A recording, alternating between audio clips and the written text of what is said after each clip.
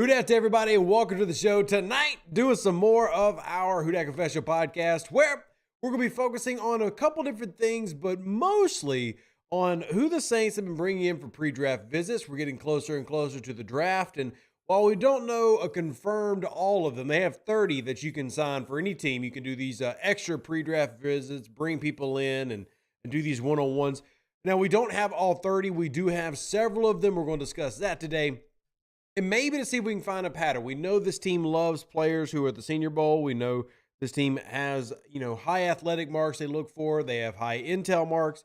At least we learned about this from the scouting department when Sean Payton was here. So we're going to kind of compare those notes and see if we can maybe find a pattern. But first, what we got to do is welcome in everybody to the 654th episode of the Who Dat Confessional podcast. Shout out to Bim, TJ, Tadoc, Andreas, MB1, Gundam, Terez, Stu, everybody coming in to the show. I want to say I appreciate you. And also, if you haven't already joined the Discord, our Thursday episodes have become the, what would I even call this? It used to be a very regular method where we used to do, as if y'all have been around, I'm not sure how many people who are listening right now remember the podcast years ago, back when it was just hosted on Facebook. It really wasn't anywhere else but Facebook.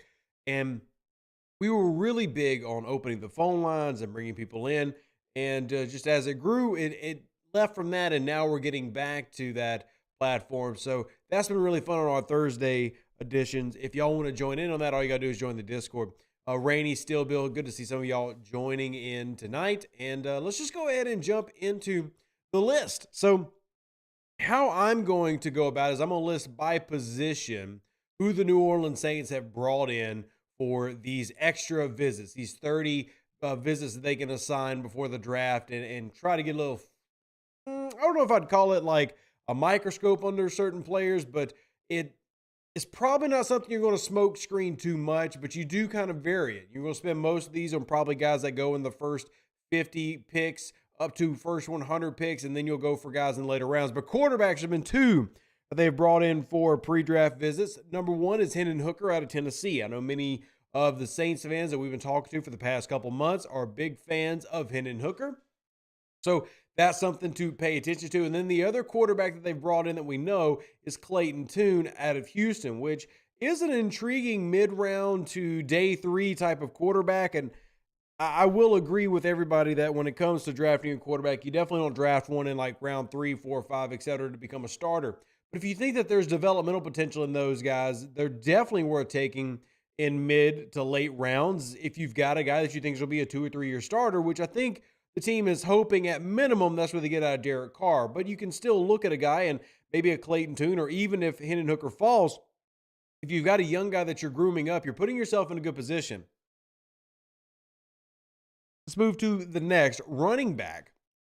This is an interesting one for me. Now, I will say every running back name I'm giving you is probably a guy that goes in round 2 or later. But what's interesting is you don't really have a lot of like late round flyer guys that we see that they've kind of been interested in. It's just been pretty standard, I guess I would call it. Standard maybe. But here's the names of the running backs so far. Devane Arcane out of Texas A&M. You got Dwayne McBride out of UAB. Kendre Miller out of TCU will make up your 3 running backs that we know for sure they've brought in for pre-draft visits. I don't really know if you can take this any given direction. We will also kind of, we can go ahead and kind of mention these now, but like their relative athletic scores, we do have that for one of the running backs, which is Akane. He's got a 5.73 RAS, which is not very high. For those that don't know, it clips out at 10. So in terms of relative athletic score, very lower scoring player, but that's just me throwing you out what those scores are as of today. TJ saying that the running back from UCLA is also in that list, and I must have missed that because I don't have that in mind, so I need to add it in. If he's indeed part of that, I need to add that one in. I'm missing that one. So thank you for the shout-out, by the way. It's if I'm missing something, I want to add it in. Yes, Gundam, 5.3 or 5.73 was his RAS, which is a little bit above average, obviously, because 5 by nature is going to be your kind of average when it comes to these athletes that RAS is keeping track of, which is all athletes that have done testing since like 1987 for the draft and everything. So Does working someone out count as a top 30 visit? It depends on what happened. If you're talking about them doing like a private workout at a pro day or something, no. But if they actually brought them in for a workout, then yes, that's going to be one of their 30 visits. If you're talking about them bringing them into the facility for, one-on-ones and stuff like that. Let's move on to wide receiver, though. So you've got out of Ohio State, Jackson Smith, which I know many of you have been watching intently, one of your wide receivers. You also got Jalen Hyatt out of Tennessee. So you've got multiple Tennessee players here that we know that they've met with. You've also got Raheem Jarrett out of Maryland. Now, the big difference here is you've got a guy who's clearly ranked as a first-round player. Now, surprisingly, his RAS isn't maybe as high as you would expect at 8.34, but Jackson Smith is probably a guy that I think is gone before the Saints are picking. If they want him, they better trade up for him. But he's also on the list. But you got a second-day guy. I don't really see a realistic scenario where Jalen Hyatt goes in round one. I guess it technically could happen. But out of Tennessee, he has the best RAS score of any receiver brought in by New Orleans at a 9.49. And then the third receiver I mentioned was Raheem Jarrett out of Maryland, and he is one of those intriguing athletic guys at 8.4, but not a super standout both collegiately nor his athletic scores. So Stu says, I think I'm a 5.7 and I'm 5'9", 190, and you drink a lot of beer. Stu, let's see you run it. You know what? We need to have that. We've talked about it before. But we need to have the Who Dat Confessional Combine where we actually have fans do the combine drills and we laser time you and stuff. And then we'll plug your numbers into RAS. But Gunnar says, what is a RAS, family? Is it a risk assessment? No, it's relative athletic score. So what RAS does is take all of the athletic testing that players do in the offseason, pro day numbers and combine numbers specifically, and puts them into a system and then compares them to all the other players of the same position and how they fare and gives them a metric based on where they are for each individual. So if you are talking about, say, let's use everybody's favorite player, 2 First, who's now with Minnesota.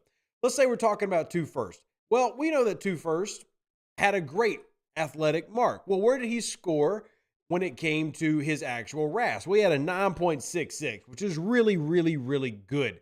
A 9.66 is one of the better ones that you're going to see in history, again, because the RAS is taking players all the way back to the late 80s. So you're comparing them to, well over 1,000 per position generally. So 9.66 is fantastic. Anything above a 5 is good, but where you get that elite green range is where you're about a 9+. And it's just taking and tabulating all your athletic measurements versus other players at your position. But it doesn't necessarily say that you've got all the tools in the toolbox or you've got high mental processing and your football IQ is on par with that of a Luke Kuechly. It just simply says that you are an elite athlete or an average athlete based on other players coming in to the league. So again, not a negative or anything, just letting y'all know because there is an athletic profile to how the Saints draft. Now, the athletic profile gets a little less strict the later you get into the draft. The more rounds you add, the less you're really sticking to, hey, they've got to hit this box, this box, this box. But we've seen that when it comes to the early rounds, they definitely have prototypes and they definitely have, athletic marks that are part of how they do their grading. So I think it's important to mention. Let's mention a couple of more players, though, real quickly. How about some offensive linemen? As of now, there are only 2 that I'm aware of, offensive linemen they brought in for pre-draft visits. One is Darnell Wright out of Tennessee. If you can't tell, got a little Tennessee theme kind of going here. Granted, you've had a Tennessee-New Orleans connection for a few years, not just with Alvin Kamara, but with several players and even coaches now. So a little bit of extra Tennessee love there, but Darnell Wright, and you've also got Jalen Duncan out of Maryland. Now, in terms of how both of these players score, Darnell Wright out of Tennessee has a 9.68 RAS, which is very impressive, and Jalen Duncan has a 9.42, basically equally as impressive. Both of these are very, very, very athletic players who could go day one to any team, just simply because generally guys who have this level of athletic ability and good tape will probably end up going to any type of build. So you'll find that whether it's a power run scheme or an outside zone run scheme, you're going to find that these type of players can be universal fits, whereas that's not the case every single year. It's not the case that every year you're going to have just like this player can do anything, any position, whatever. It's actually pretty rare. So just something to keep in mind. Let's keep going with the players that we've had. We've covered basically all the offensive guys because I don't know of any tight ends they've brought in. But let's talk to the defensive side of the ball. Defensive line, they've brought in Myles Murphy out of Clemson. We've talked about him on the podcast a couple different times now in multiple mock drafts that we have run. They've also brought in Carl Brooks out of Bowling Green, and that is going to be probably third to fifth round when it comes to Carl Brooks. To give y'all a RAS on both of those guys, well, Myles Murphy has the highest of the linemen they've looked at 9.71. Then you go down to Carl Brooks, he's 5.87. So just, again, giving you the raw information, not making y'all choose either way with it. Moving on to other positions they have looked at, though, just to mention them, DBs. You got Quan Martin out of Illinois. And then you've also got Jason Taylor II out of Oklahoma State, cornerback Corey Trice out of Purdue, and that will be all of the DBs that they brought in. I think it's just those three. We can double check the list. There could be a name I'm missing. But Joey Porter Jr. out of Penn State is also on that list, and he's a big name in the first round. He's got a 9.7 RAS score. He's very athletic, very good tape, and somebody that's very possible a Saints pick, though it would have to be one of those BPA, best player available on your board, because you are already loaded in the secondary. Corey Trice out of Purdue has a 9.63 RAS, whereas Quan Martin is 9.29, and Jason Taylor II out of Oklahoma State is 8.9. So basically anybody that they're looking at, whether it's wide receiver or DB, when it comes to skill position, one thing that we can note is all of them have a RAS score of 8 or above. They are looking for athletic prototypes at these particular positions. And that is a pretty consistent take with how they've done scouting from a collegiate standpoint for years. Now, when it comes to actual NFL scouting, so if they're doing professional player scouting, guys who are in the league, they're not necessarily as strict with that. It's more about, okay, we know what this guy can do in the NFL, or we hope we know. We've got tape on it. When it comes to collegiate guys, there is a little bit of that guess there. So that's the difference between evaluation and valuation. How much do you value this guy based on your estimation on how they're performing? These corners and safeties, though, that we see the Saints going after, all scoring very well on the athletic charts, including the linemen. The only positions that actually aren't scoring ridiculously high are things like defensive line, which is a little surprising, I guess. But this is just giving an example. We do know that they've met with a lot of players, right? They're going to meet with tons of players in the NFL draft. That's really not a shock. The thing is, for me, I think the thing really comes down to how much can you pull, or how much do you think you can pull when it comes to these particular items? As in, do you think the pre-draft visits hold any weight at all? Some people don't think they have anything that provides any type of value. It's more of just evaluating medicals one-on-one and just kind of interview process, which I agree has importance. But if nothing else, I think it can maybe help give an idea of what they're looking at. Maybe it says something that if you look at the quote-unquote day one guys they've brought in, it's been offensive tackles, multiple offensive tackles who could arguably go on day one. They've brought in multiple receivers who can arguably go day one. They've brought in defensive linemen. But what they have not brought in that could go day one, a tight end. A little surprising. Doesn't mean they won't take a tight end. And if you followed a lot of Saints mock drafts, a lot of teams have the Saints taking a tight end. And I'm not saying they can't, but I will say that you haven't really seen them peaking in that direction as much when it comes to these pre-draft visits. It doesn't necessarily indicate anything. That doesn't show their hand. But I do think that seeing them be interested even in positions that have a lot of value is a little shocking to an extent. And what I mean by that is you've got, for example, 3. And I know that not everybody has the same level of maybe expectation that I do for Paulson Debo in year 3. But I do believe that even though Debo had a rough year in year 2, I think injury contributed to that. But I still think that he's a good player. I think that you've got him, Alontae Taylor, Marshawn Lattimore, a very good veteran in Roby. I think you're fine there. But at the same time, if Joey Porter is available, how do you pass up on that, even though you would be creating some level of dilemma? I guess the really only true negative would be you've got too many good DBs, which in a league of passing maybe is not a bad thing. But as I've told y'all, what we're seeing around the league slowly, and what I do believe that you're going to see more of, and I've talked about this, you're going to see the league transferring more to a bigger set. You're going to see more of these larger running backs, more of these larger power sets in terms of offensive style of ball, which means that defensively, you're not going to be able to run 85% nickel. So I'm very curious to see when that transition happens.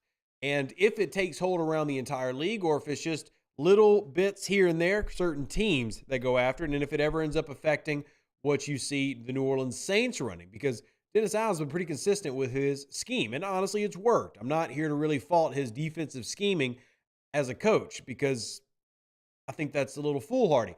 I do think that you can argue Dennis Allen hasn't been the best head coach, and that's completely fine, but when it comes to crafting a defense, the man's been damn elite. So I really don't question that method. If he adapts, though, usually the best coaches show the ability to adapt. So maybe we'll see that from them. We'll just have to keep an eye out on it. But as we're going through this, I'm looking at it saying, hey, we do see them taking a look at positions of need, but also positions of, if we can be the best in the league at this position, why not do that? And an example of that would be the DB room. If you can make the best DB room in the NFL, why don't you make it? Right? If you have an eye on, you look at a year like this, and you hear this a lot, but there are not usually 30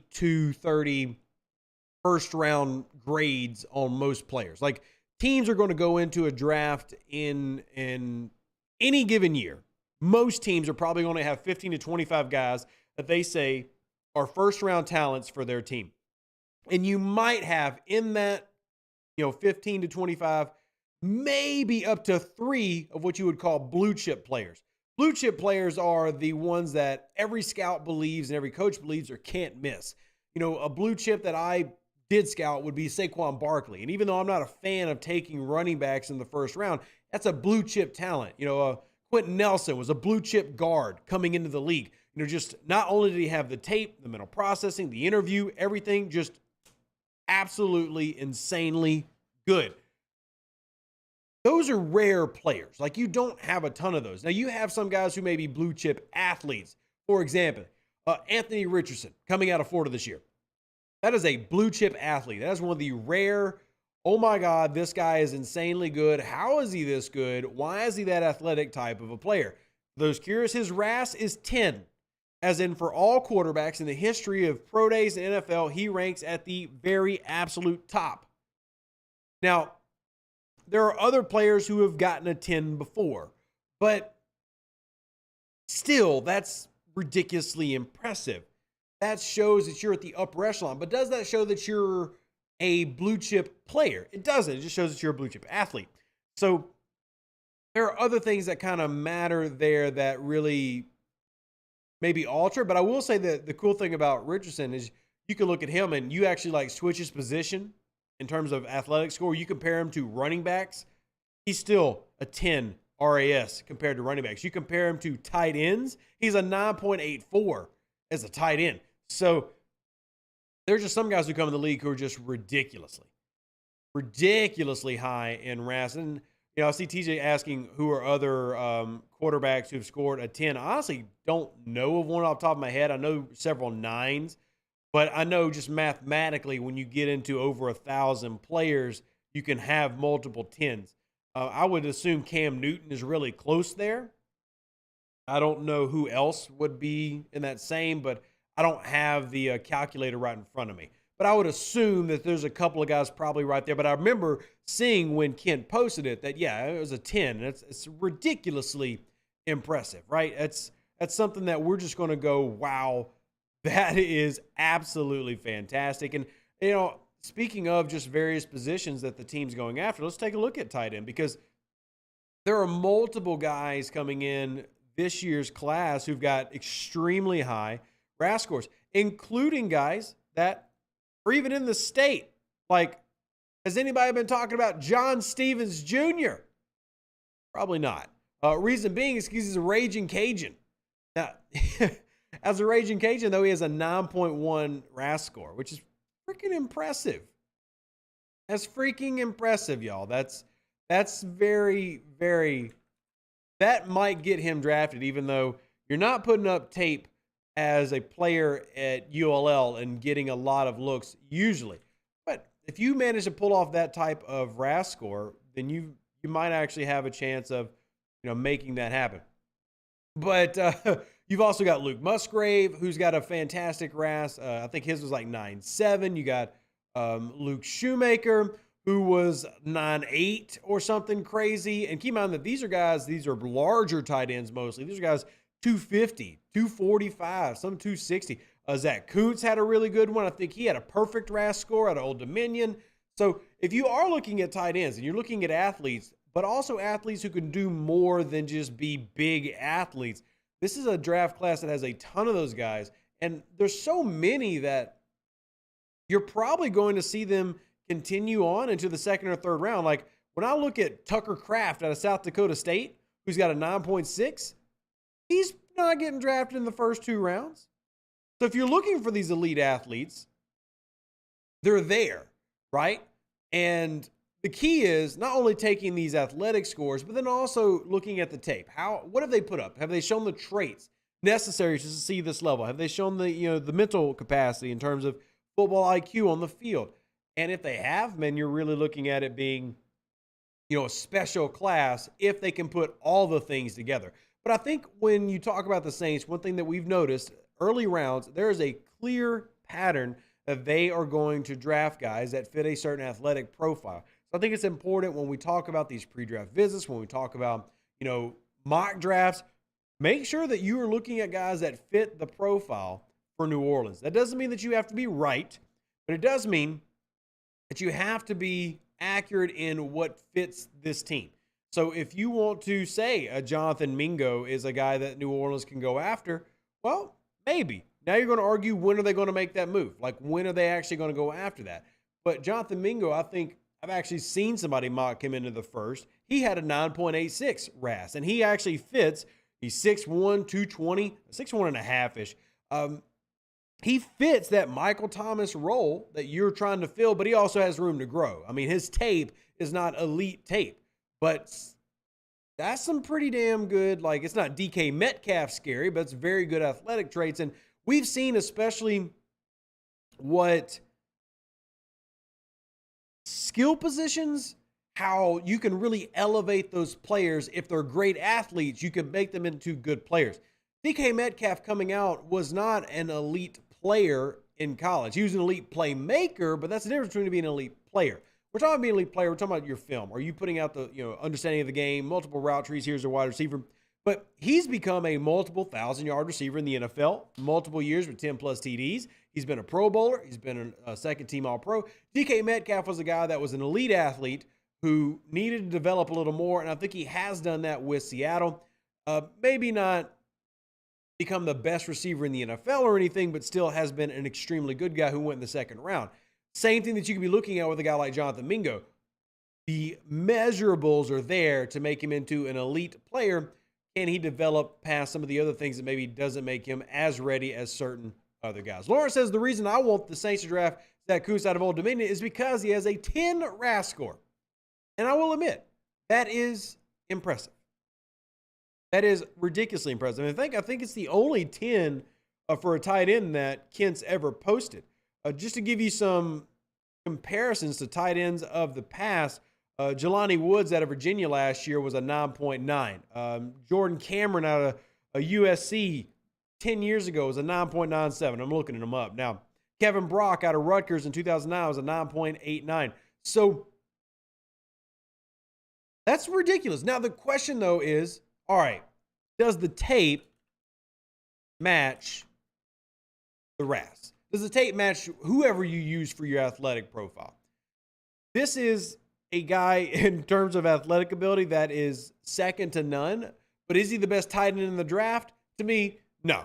He's not the best tight end in the draft. He is the most impressive physical, athletic specimen, but he's not the best actual player in terms of at the position. But I still think that you would be remiss to not draft him at some point.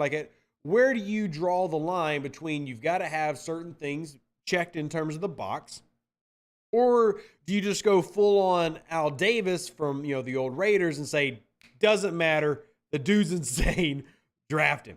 He might be 6'7", 255, running 4.4s and stuff. The dude's ridiculous. But you do have to find that balance for yourself when you're doing these scouting reports of, well, he's got to still be a good player. Is he that? And I think he's good. I just don't think he's the best. And I think there's a pretty strong consensus on who the best is in this draft class. But again, that's such a subjective thing too, because we're talking about valuation. What do you value as the most valuable traits for a specific position?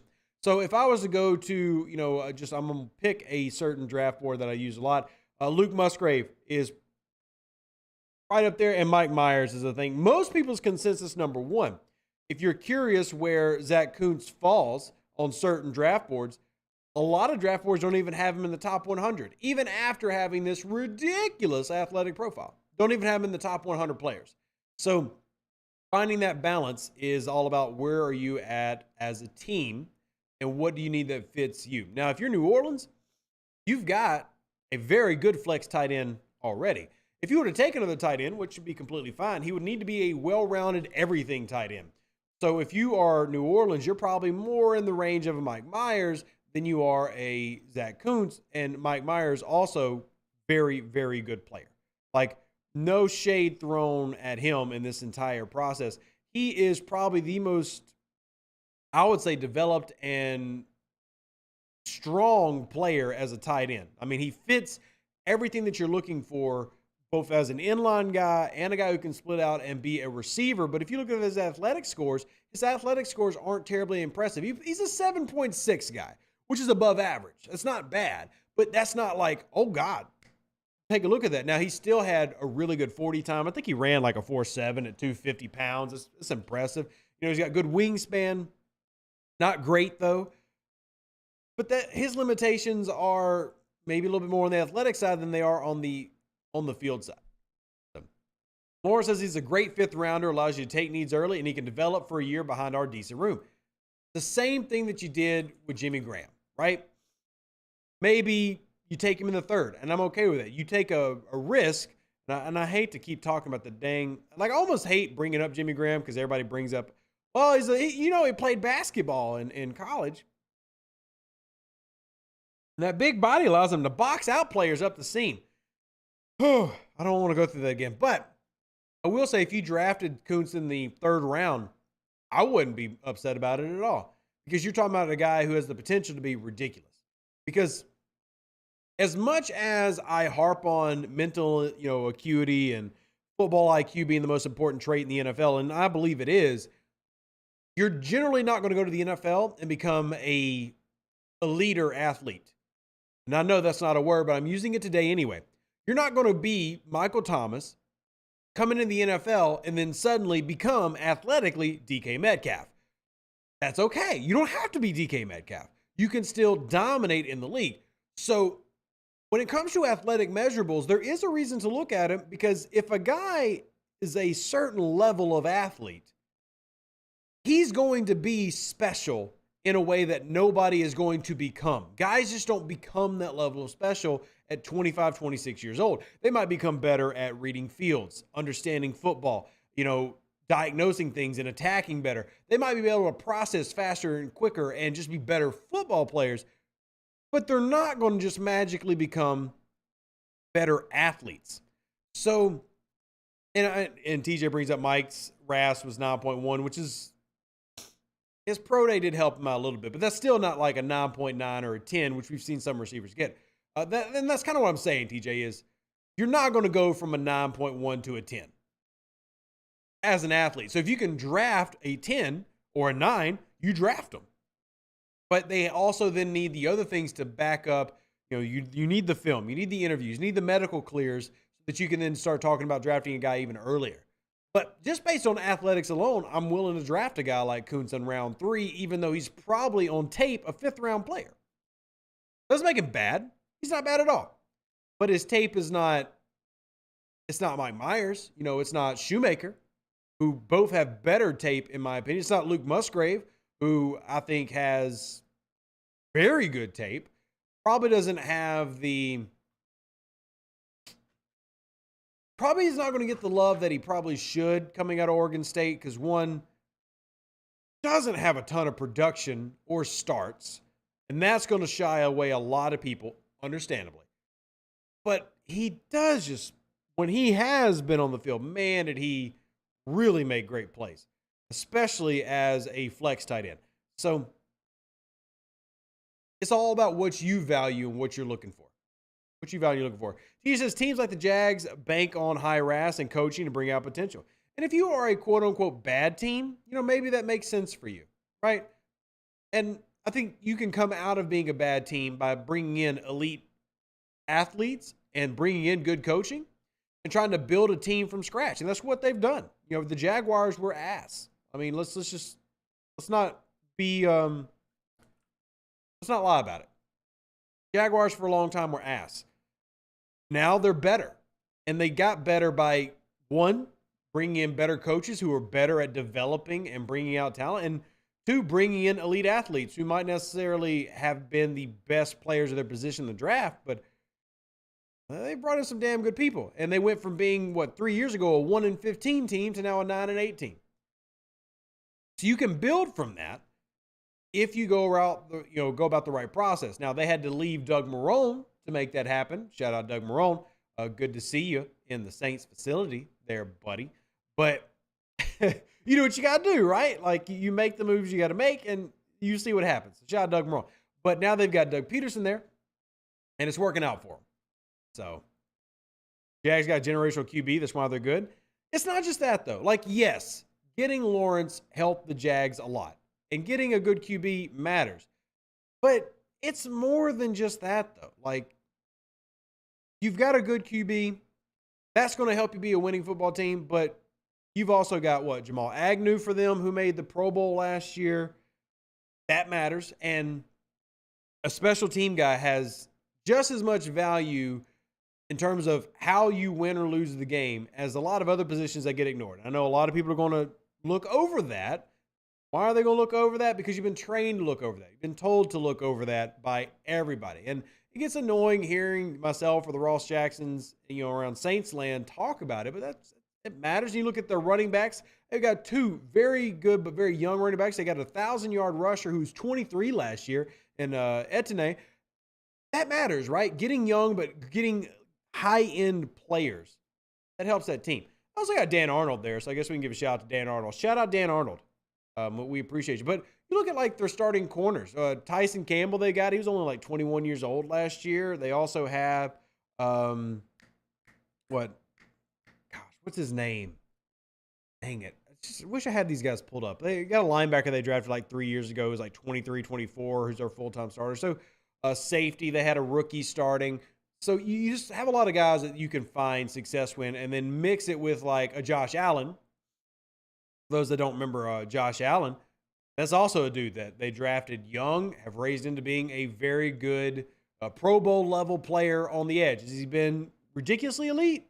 No, but he's been very good, right? So I think that is a strategy of you can build up from the ground, but you don't want to have to do it, I guess. But that all came to them getting high-end players, right? And that Josh Allen gets forgotten about because they have the other Josh Allen up there in Buffalo. But I'd love to have that Josh Allen on my team. Just saying. Man's got 28 sacks in 4 years.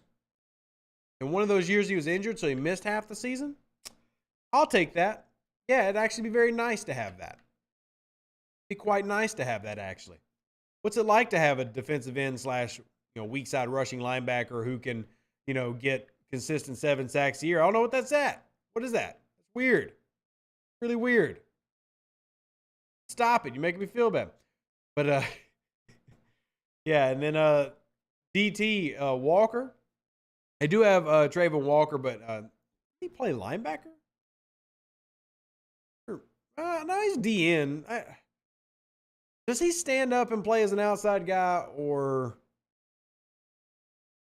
I'd have to go back and watch Jags, man. I've watched like 2 Jags games, so I don't watch a lot of Jaguars. I know he's on the edge. I don't think he's a DT, though, as Stu put him, but I don't remember if he's a stand-up guy on the edge or if he's a hands-down guy on the edge. I don't remember how they play him. But, yeah, he was a, first round, first pick overall, and that was, last year. So, again, young, elite players. Hell, I'm actually curious. What was Trayvon Walker's RAS score? Let me see if I can go search it up. Just out of curiosity. Get drafted first overall. What's your RAS? Now I'm curious.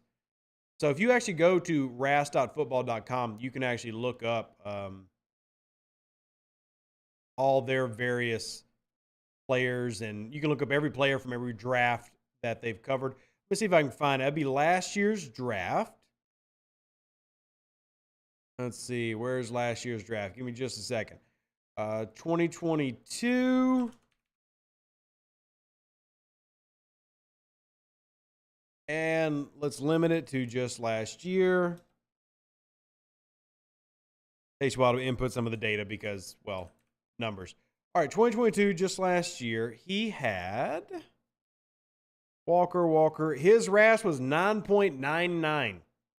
It wasn't perfect, but damn close. 9.99. Damn. That's impressive. Like, wow. That's really good. And yeah, they also signed Christian Kirk, who, if y'all remember, I loved Christian Kirk coming out of the draft. I thought he should have been a guy that New Orleans really took a look at. Obviously, I'm okay with how the Saints have addressed wide receiver Chris Olave, but Christian Kirk would have been just dynamite next to Olave. Oh, my goodness. And he got win the second round. He went like, pick 50. Gosh, I loved him coming out of Texas A&M. I really thought that he could have been a great Saints player. But, yeah, signing him was also a great sign. So anyway, all this, we got on a Jaguars tangent just to say that it wasn't just getting Trevor Lawrence. It's a lot of other things that they did, right, that made that team into a winning football team. You needed more than just Trevor Lawrence.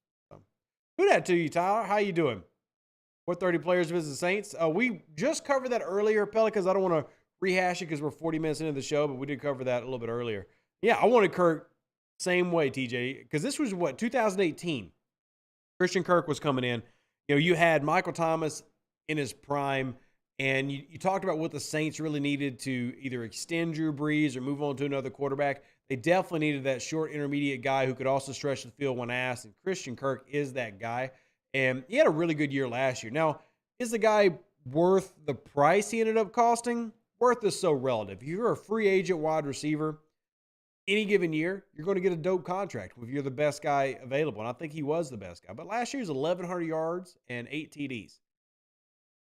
Hard to really argue that, right? Like, he's over 1,000 yard receiver and brought you in a lot of TDs. You're worth what you get paid. And if he had not like resulted in that, like he didn't have that level of success, then I would have been like, sure, but that's pretty damn good. It's not a bad stat line when you consider that Jacksonville as a team is not a team that throws the ball a ridiculous amount. I mean, in terms of Trevor Lawrence has not become the 5,000 yard passer yet. Maybe he will be. But I think last year, what Trevor Lawrence threw right at 4,000 yards in a 17-game season? None of that is meant as shade, by the way. It's just stating a fact. This is not a team that went all out in the passing game. So 4,000 yards in today's NFL is no longer the high standard it used to be. That's kind of like normal. There was a time where reaching 4,000 was hitting a pretty high bar. But in 17 games, that's not the highest bar that it used to be. It's still good, but that's less than 250 yards a game. So when you take it into that aspect, yeah, I mean, and if they continue to allow Trevor Lawrence to grow, as in he becomes even more and more of an elite passer, then you can see guys like Christian Kirk's value in that check being worth more than it was in years past. But that's just going to be how it is. I mean, you hit free agency, you're going to have to pay for guys. And if you want veterans who can come in and definitely contribute immediately, well, you're going to have to pay for that. And that's what they got with Christian Kirk. And then they also had Zay Jones is on that team. He's another vet, but Zay Jones has been on like 3 different teams, including Vegas, played with Derek Carr for like 2 years. And he ended up having probably his best year as a pro last year with them. So shout out to Jaguars for not being at the bottom of the dumpster anymore. Hopefully that continues for them. Luckily for them, both Souths suck. The AFC South, nothing to really brag about. The NFC South, nothing to really brag about. So I think both of those divisions are wide open. And if you're a fan of the AFC South and you don't like what I just said, I'm sorry, but where's the lie? The Titans had a good 2-year run. That's kind of fallen off. The Texans, and the Colts, not yet. No. So, yeah, there you go. Do you have any late draft players you'd like the team to get? I was looking at Dallas Daniels out of JSU. I haven't taken a look at a ton of late guys. There are a few positions that I've put, I would say, semi-significant amount of work into, but not like a grand total of guys. So, for example, I have looked at a lot of D-line because I feel like the Saints need a lot of D-line. I've looked at interior offensive line guys, enough to where I've got probably 3 or 4 guards, just guards that like I would love to be on this team. So it depends.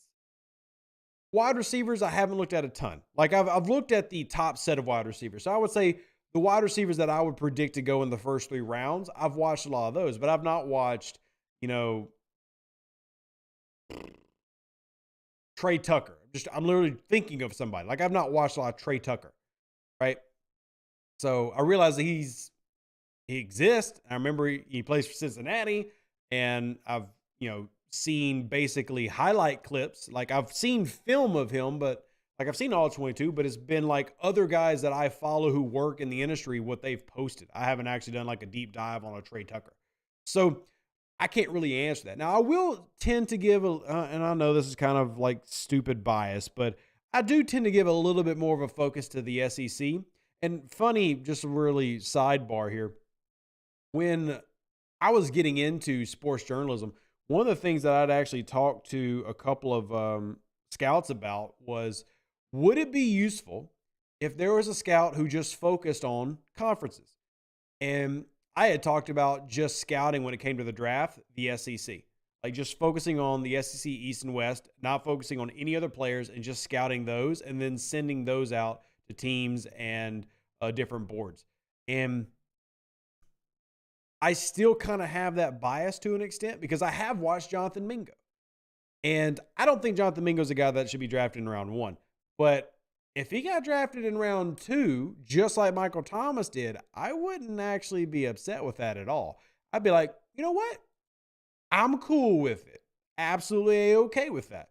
So, sorry, I don't want to say, Robert, like, I hate to like not answer your question. I honestly can't say because I don't go that far down wide receivers unless there's like a specific school, like an Ole Miss, where maybe I want to look at a guy that fits the Saints and I've got more access to some of the tape. Because SEC, funny enough, easy to get the tape, but almost impossible to post it. If y'all are unaware, the SEC and really all college conferences come after you hard if you post all 22. Like they will come after you. They will send a copyright infringement. They'll get your stuff pulled. And if you do it too crazy, they'll send cease and desist letters. So like the NFL doesn't go near as hardcore as college football does when it comes to all 22 and posting that. So that's why you basically never see me post any collegiate all 22. Even if I have it, I don't post it because they'll come for you. Pretty wild. Les says, I think we need to grab as many players in free agency and that when the draft comes, we can go BPA. And that should be the goal, Lester. I think that they've done that.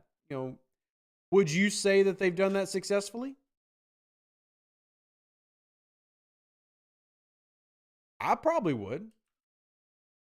I would say that they've been very successful in free agency this year. What would you say, though? I would say that they've filled basically every hole they have. Do I think they've done a perfect job? No, of course not. I'm not here to say that, I'm looking at this team and saying that they're just absolutely loaded, but I do think that they've addressed basically everything that they needed to do there's a couple of small areas that we could argue maybe they needed to do more. But you know what? Let's just use this as an opportunity to do a quick recap. So the New Orleans Saints, I'm going to bring up the list real quick. Here's everybody the New Orleans Saints have either re-signed or brought in. Long list here, so bear with me. Derek Carr, quarterback. Jameis Winston, re-signed. So 2 quarterbacks. Jamal Williams, who's going to be part of your running back staple. Michael Thomas re-signed a 1-year, $10 million max deal, or technically $15 million max. Re-signed Juwan Johnson. Brought in Storm Norton as a backup offensive tackle. I'm not sure he makes the roster, but he's basically the James Hurst of the right side. Tano Passignon got re-signed, 2 years, $6 million.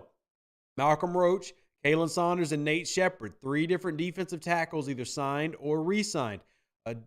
Lonnie Johnson and Jonathan Abrams both signed 1-year deals with the team. Also brought back JT Gray, your stud special teamer, and then re-signed Blake Gillikin. So I would say that they did basically everything they need to do to address major positions of concern. I would say defensive end still needs more love. Defensive tackle could definitely use a high-end playmaker. And I would still love more offensive line and wide receiver depth. But truthfully, they are a team that if they went out right now, I think that they are a team that should win more games than they lose. And is that a fair assessment, chat? Do y'all think so? I think this team is talented enough to win more games than they lose. They should still definitely get more. Like I would say that edge is probably the biggest remaining actual need. Linebacker is still something I would like them to add to. I love having more depth there. I think that wide receiver is something I actually still want more of. I want as many options as possible to get the ball out of Derek Carr's hands. And like many of you, maybe I'm not 100% sold on Trevor Penning at left tackle, which is okay. Still need to see him, but nothing wrong if you find another guy. We don't have a 3-tech on the roster. You got 1 3-tech on the roster, Stu. You got 1 3-tech, and I'm not saying I like him. Technically, you got 2. Like, technically, you have 2. If you actually go watch tape, Malcolm Roach is a 3-tech. Now, if you're arguing good, I guess that's subjective, but Nate Shepard and Malcolm Roach both play 3. How good you want to argue they play, I'm not saying that we don't get more. I would love for you to draft, an elite 3-tech, but let me give you an answer. In my opinion, there is only one in the entire NFL draft, elite 3-tech, ready to come in day one and dominate. And I doubt that he's available. And that's Jalen Carter. It is the only 3-tech in the NFL draft that I think is day one, comes in and dominates. I think I like Kalijah Cansey. I really don't think that he's going to, unless he somehow just gets oof. I don't really think that he is able to hold up and have consistent success at the NFL level. He's just too small.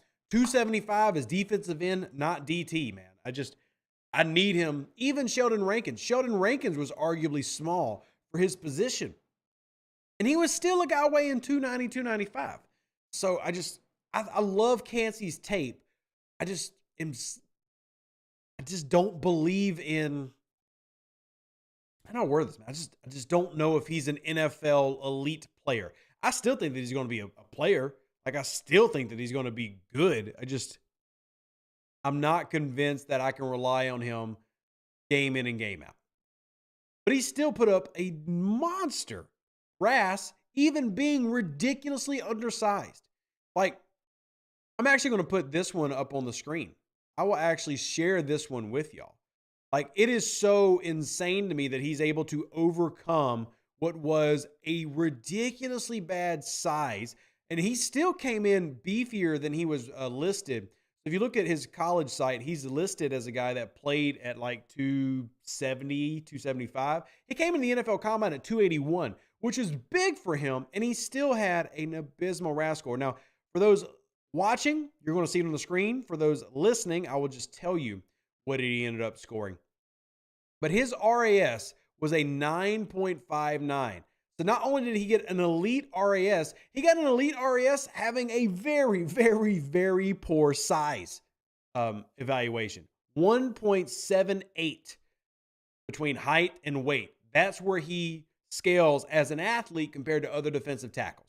Now keep in mind that with defensive tackles, 3-techs and 1-techs all get thrown into RAS. So you're going to have these, defensive tackles that are nose tackles that weigh 330, 340, which definitely throws off the weight. But generally, a 3 tech is going to weigh around 290 to 300 in a prototypical 4.3, somewhere in there, maybe even up to 310. So being 280 is still grossly undersized, but look at his vert. Look at his broad jump. Look at his 40-yard dash. Look at his shuttle and 3-cone, which is far more important, and his 10-yard split of 1.58. He's dangerously explosive. He's an elite athlete. But is he able to take on 330-pound guards, play in and play out as a 3 tech in the NFL consistently? I honestly don't know if he can do that. But he is ridiculously good as an athlete. But truly, if we're talking about the plug-and-play guys, like the guys that I just look at and go, damn, like right now, today, bring him in, he starts, he doms, Jalen Carter. Now, some people are not going to like Jalen Carter because some of this off-the-field stuff that's getting talked about, but to me, it's all noise. Let's be real. I'm not saying that the stuff should just be ignored or cast aside, but I'm just telling you that, like, if you are just talking pure football player, Carter's it. Like, that's the guy. That's the 3 tech. So, and I don't think there's any argument against it. And then people have asked about Brian Breesy, and my issue with Brian Breesy is he's just not that great. I mean, he's a great athlete, but some of the things that he struggles with are fundamental things. And I'm going to take this off the screen. So just to be real clear, Breesy is not a bad player, but he's not an elite day one dominant guy. And the biggest thing for me that I don't like about him is, one, he's had significant injury history. Like medical red flag, big red box. Check it multiple times. He's had multiple injuries over 3 years. And if you're a Saints fan, that should be for you personally an immediate no. But film-wise, I have an issue with his pad level. His fundamentals are not that great. And he wins a lot of times because he's a better athlete than the guy across from him. That is not going to consistently win at the next level. Like, Aaron Donald does not win because he's an elite athlete. That certainly helps. But Aaron Donald wins because his mental processing and his understanding of the game and his just tool set is the best. I'm cool with you going after a guy like Breesy, but just you got to understand there's limitations. But for me, it's the red flag. Now, Andres brings up Mozzie Smith. My issue with Smith is you just signed Mozzie Smith.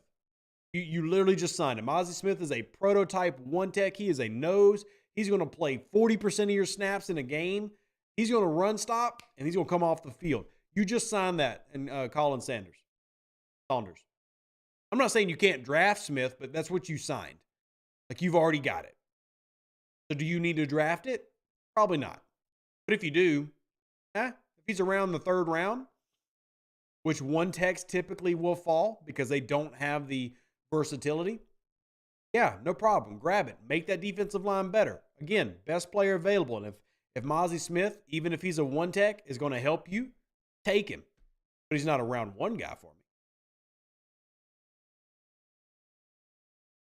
So they need a pass rushing DT. Well, let's be real. They need both, right? New Orleans needs everything along the defensive line. Your best player is an aging veteran in Cameron Jordan. You need a dominant run stopper for the next 5 years. And honestly, Smith can probably be that. Like, Smith is scary good. I like his tape. But I like his tape for what he is. I think that gets a lot of people because Smith is not a pass rusher. Like, he is not a Jalen Carter. He is a dominant road grader out of Michigan. He is a guy that is going to clog gaps. He is not going to be a straight vertical penetrator. And that doesn't mean that he won't have sacks in the NFL. I think he will. But it's going to be very similar to the best way I can describe, which I think the biggest negative I have for Smith is probably that he's too late off the ball at times, which is sometimes okay if you're a 1 tech. It's definitely not okay if you're a 3 tech. You need to be the first person off the ball, not the last.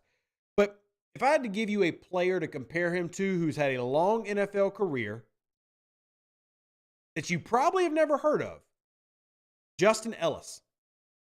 Justin Ellis. Justin Ellis went in the 4th round to the Raiders as a prototypical one tech out of Louisiana Tech. By the way, he actually went to my high school. But he's still in the league as of last year with the New York Giants. He's been with 3 NFL teams, and you probably have never heard of him, but he's played in 117 games. You know how many sacks he has over his career? 1.5. 1.5. He's a 340-pound, like 6'2.5", 6'3" run stopper. And he has played in the NFL for 9 years. That's what I see in Smith. And most people aren't going to be impressed by that. But if you're a one tech in the NFL and you can manage to last in the NFL for a decade, that is damn good. Damn good. And Smith could very well be better than a Justin Ellis. But I don't think that he comes to the New Orleans and drastically changes the pass rush at all. So, Mozzie gets a lot of QB pressures in Michigan. He's okay at it. I honestly didn't think he was that great when I watched him. But my biggest thing was he was slow off the ball at times. He has very few to no counters. And probably the biggest issue is no stamina. The guy gasses fast. For one tech, he's a good pass rusher. But he's going to get gassed. He's not playing 60 to 7% of your snaps. So I struggle to draft that guy in round 1. But I do think that there is good value in a Smith. I just think he's a 3rd round great value. And I think he can be really good. And I think that he can develop and be better. I really do. But if you're talking about, just because we started this conversation about 3 techs, there is one guy, and I don't think the Saints have a snowball's chance in hell at getting him. Not a snowball's chance in hell. Now there are other guys that you can look at if you're trying to find a like a 3 tech type of a player. You know, Brian Breesy is one of those guys. But again, that injury history scares the absolute hell out of me. It really does. I look at that injury history and I just really question if I want to draft him. And some people don't mind, but I do. And it really does bother me. You've got if you want to go for like a lesser known guy that you can take in day 3, I think DJ Dale, maybe out of Alabama, is somebody that you could put in there. Really good, quick first step. I like his first step. Opposite of Smith, I think he has good leverage on his plays. Doesn't have a ton of pass rush moves. Needs to get better in terms of that. I love his motor and effort. He can definitely last on the field longer than Smith can, and he can play that position. Crawlgator says Siaki Ika in the mid-round. That's another one tech, which now it's okay, fine. Dude's massive. We're once again talking about the guy that's going to be on the field 30% of the time. 30% of the time. Elite one tech. Like, that dude is scary potential good. But he doesn't 2-gap, so he doesn't fit an old school 3-4, and he's not much of a pass rusher. DJ Dale is cool, but I watched him a lot at Bama. I wasn't really too fun of it. Was supposed to be the next big thing. Some guys just don't work out. But again, we're talking about just drafting a guy who fits that 3 tech, and that would be later on. Like, I would take a DJ Dale day 3. Like, that, he doesn't come anywhere close to the first 2 days. Take him day 3, similar to how you took Jackson last year, and you see what happens. So you see. At the end of the day, past round 3, I don't really care who they draft because round 3 starts developmental. Rounds 1 and 2, you expect some level of very, very soon contribution. You hit round 3, basically everything there and after is development. And if they hit quick, fantastic. If they don't hit, it's disappointing, but it's okay. Like, I'm not going to burn the house down because Traquan Smith didn't turn into something great, and Trey Hendrickson and Alvin Kamara did. Both of them being 3rd-round guys. So, it's just, yeah. What do you make of the theory having bigger bodies around him to help Kancey with his size? That only helps the theory if you're worried about him being constantly double-teamed and just ran over. You still got to win one-on-one in the NFL. And even though I watched Cansey do it in college, I'm worried about him being 280 pounds and trying to do that at the NFL. What I honestly see in Elijah Cansey is he finds him a place in a 3-man front as a defensive end in a 3-man front. And he still probably puts on weight there. But I think he fits better in that situation, maybe. Bulks up even more and tries to play that than maybe being a 3-tech. But he's just such a weird one. He is literally 15 pounds and 2 inches from being on the same talking range of a Jalen Carter. But that's the difference. Jalen Carter is 6'3", 310 with the same athletic profile of a Elijah Cansey. He's 30 pounds heavier, 3 inches taller, doing the same thing, if not better. As a 3-4 in and as a 3-4 front as an end, he's way too small. I'm just trying to find a place for him, right? That's the tricky thing for me. Because I think you can bulk him up, which would slow him down a bit, and put him in a 3-man. I think you could do the same thing as a 3-tech. It's just, when does that happen? And do you believe his frame can hold it? Because the one thing about Cansey is he doesn't have a ton of length. His arms are only 30 inches, 30 and a half. Let me just give him some credit. We made fun of Trey Hendrickson, though, for a long time for having T-Rex arms. Well, Elijah Cansey is even more T-Rex. He has less wingspan, smaller frame. Can he win as an elite player at the level? I don't honestly know. I honestly don't know. There are just some players that, because of size, will always struggle to be elite, and very rarely do they overcome it. Steve Smith, wide receiver, is one of the only players to overcome his size and outplay his coverage. Doesn't really happen. He's 5'9", 190, and was arguably one of the best receivers to ever play during his era. That is rare as hell. Most guys fit a box. Right? How do you feel about getting a safety or slot corner at pick 29, being that all the starters at those positions are 30 and over?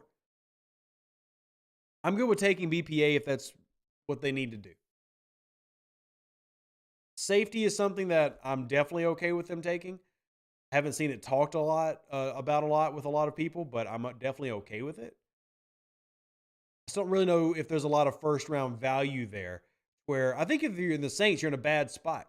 You need to either trade up or trade back. 29 is an awful position. What do you think about the reports of Hooker not getting past 29? I don't think that's realistic, honestly. I think the Saints don't draft at 29. I think the Saints trade up. And I don't think they trade up for Hendon Hooker. So, we'll see. What player do you think has some Will Smith in him? I don't really do player comps, honestly. That's not really a big thing I do. So, we need to wrap up. I can't believe we're already over an hour. But wild how fast this goes. I appreciate y'all. Join the Discord if you haven't already. And if y'all want to support the channel, check out the merch store. Would greatly appreciate it. We got 2 Who Dat Confessional t-shirts and a mug if you want to support the channel. Or check out our, dono links if you want to. You can also be a monthly member and get perks if you check out revdudes.com as well. But we got to wrap up. We'll be back Thursday. Remember, Thursday night, we open up the phone lines. You can join in. All you got to do is be part of the Discord. If you want to bring in your comments, join the Discord. Everybody's welcome as long as you don't, go off on like a profanity-laden tangent. But I appreciate every single one of y'all. Who dat? God bless. We'll catch you on the next episode. Deuces. That's me. We're out.